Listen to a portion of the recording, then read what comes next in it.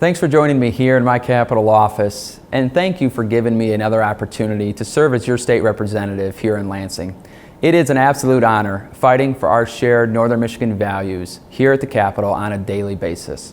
I wanted to provide you a quick update on a couple of things that we accomplished this year here in Lansing, but first, it is important to note that this was the first year in the last decade that Michigan experienced divided government.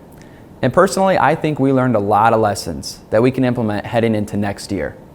Now, I believe that as Americans and Michiganders, we have far more that unites us than divides us. But the unfortunate reality is that politics has become too divisive. Now, I'm unashamed to tell you that I am a conservative Republican, but I do have the pleasure on a daily basis of working across the aisle with Democrats, despite our disagreements, finding areas that we can agree on.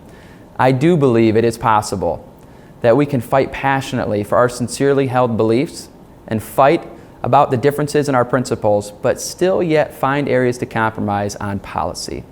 And I am proud to say that is what we did this year. And there are a couple areas that, as Michigan, we should be incredibly proud of. First, we reformed our car insurance system.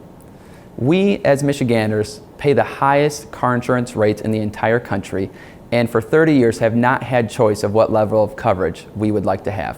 Well, we fixed that this year, and in July of 2020, every single driver is going to see rate relief.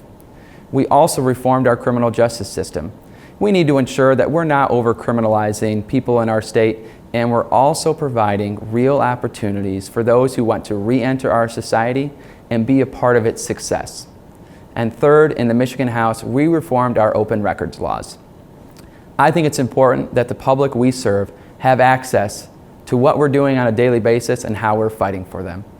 And though we saw this year record funding for our public schools and our roads, there's still much more we can do next year to improve on both of those items, because neither should be partisan.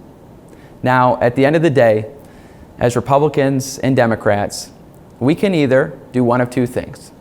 We can either share in the blame for nothing getting done in our state, or we can share in the credit for moving our state forward.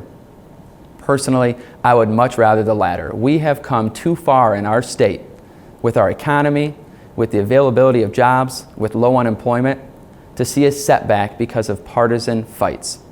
And something I have said since January, since my peers elected me to serve as Speaker of the House, I continue to say today.